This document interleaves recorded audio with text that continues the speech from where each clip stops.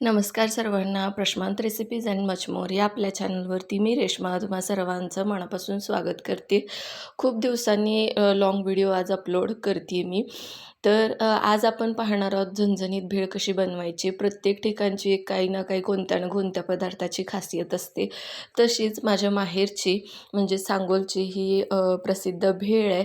अगदी झणझणीत अशी ही भेळ आहे आणि खूप छान टेस्ट येते, म्हणजे खूप मस्त लागते. तर याचीच आज रेसिपी मी तुमच्यासोबत शेअर करते.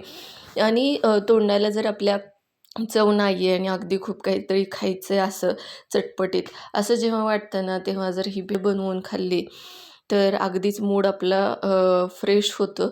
तर याचीच रेसिपी आज आपण पाहणार आहोत. आणि ही भेळ बनवण्यासाठी ना असं मोठंच पातेलं घ्यावं लागतं. का ते मी पुढं तुम्हाला सांगणारच आहे. आणि या भेळेचं जे काही वैशिष्ट्य आहे त्याचा कट, तर तो कसा बघायचा आहे बनवायचा आहे, तर ते सुद्धा आपण व्हिडिओमध्ये पुढं पाहणार आहोत. त्यामुळे व्हिडिओ स्किप न करता शेवटपर्यंत नक्की बघा. इथं मी मुरमुरे घेतलेले आहेत, छान अशी कुरकुरीत असलेली मुरमुरे घ्यायचे, एक टोमॅटो, एक कांदा, त्याचबरोबर पात घेतलेली आहे कांद्याची, कोथिंबीर घेतलेली आहे, पापडी, शेव आणि खारी शेंगदाणे घेतलेत. आता खारी शेंगदाण्याच्या ऐवजी तुम्ही तळलेले शेंगदाणे घेतले तरी चालतील, खारी शेंगदाणेच पाहिजेत असं काही नाही आहे. आणि मुरमुऱ्यामध्ये ना अगोदरच थोडीशी शेव पापडी मिक्स केलेली होती, म्हणून वरून मी आता थोडीशीच घालणार आहे, म्हणजे आणतानाच त्या पद्धतीनं आणलेलं होतं. तर या प्रमाण म्हणजे किती जणांसाठी आपण भेळ बनवणार आहोत ना, तर त्याच्यानुसार 2-2 मुठी असं हे प्रमाण घ्यायचं, म्हणजे बरोबर प्रमाण ठरतं आणि जास्त भेळ होत नाही.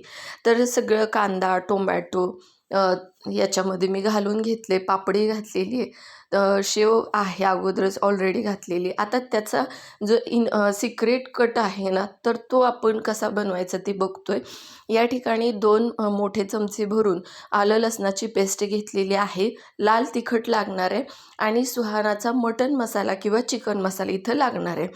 इथं बघा कडलं घेतलेलं आहे, कडल्यामध्ये छान मोठे म्हणजे आपला जो टेबलस्पून असतो ना, तर त्या टेबलस्पूनच्या प्रमाणानुसार साधारणतः 3 टेबलस्पून इतपत तेल घेतलेलं आहे. तेल चांगलं गरम झालं की त्याच्यामध्ये आपली ही आलं लसणाची पेस्ट घालायची.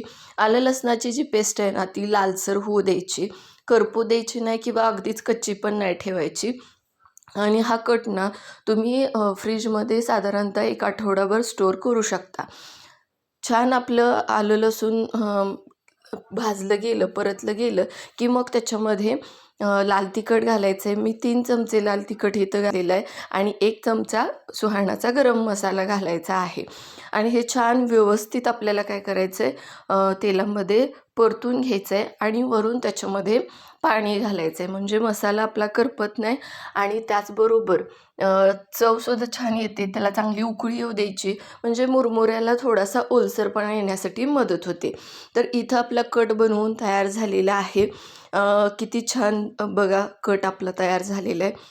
आता आपण जे काही मुरमुरे घेतलेली होती त्याच्यामध्ये आपल्याला हा टोमॅटो घालायचा आहे. टोमॅटो बारीक चिरून घेतलेला आहे. तुमच्या आवडीनुसार टोमॅटो तुम्ही घातला तरी चालेल, नाही घातला तरी चालेल. त्यानंतर घातलेली आहे कोथिंबीर, त्याचबरोबर वरून थोडीशी शेव घालायची आहे. त्यानंतर पापडी घालायची आणि मग आपण त्याच्यामध्ये मीठ घालणार आहोत. इथं लक्षात घ्या, आपण कट जेव्हा बनवतो ना त्याच्यामध्ये मीठ घालत नाही, घालायचं नाही आहे, कारण किती भेळ बनवतो आहे त्याच्यानुसार आपण वरूनच मीठ ॲड करायचं. त्याचबरोबर बघा इथं थोडे खारी शेंगदाणेसुद्धा मी घातलेले आहेत.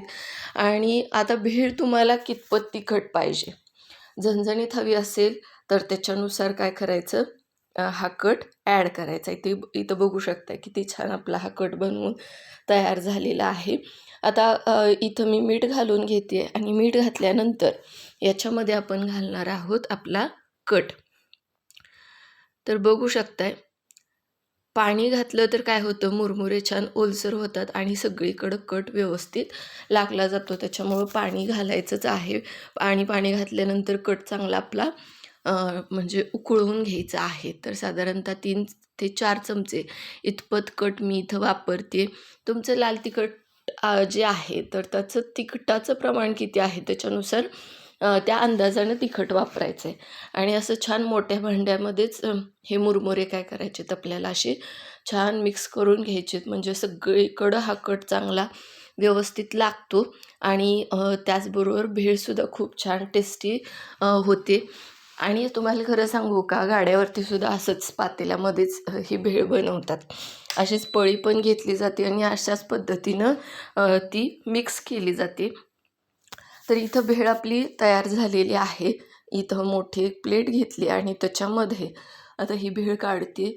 आणि तुम्ही सुद्धा ही रेसिपी ट्राय करा आणि कशी झाली, तुम्हाला कशी वाटली ते मला कमेंट करून सांगा. आणि तुमच्यासुद्धा अशाच काही आठवणी असतील तर तुमच्या माहेरची अशी कोणती एखादी डिश आहे का की जी खूप स्पेशल आहे, किंवा जी तिथली खासियत आहे, तर असं जरी असेल तरीसुद्धा मला कमेंट करून नक्की सांगा.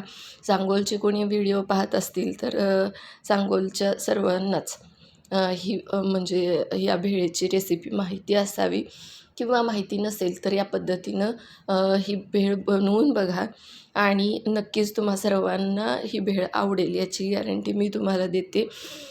असेच जर माझे व्हिडिओ आवडत असतील आणि अजूनही आपल्या चॅनलला सबस्क्राईब केलेलं नसेल तर चॅनलला सबस्क्राईब करा, लाईक करा. नंतर भेटूयात नवीन रेसिपीजसह. तोपर्यंत चलो बाय.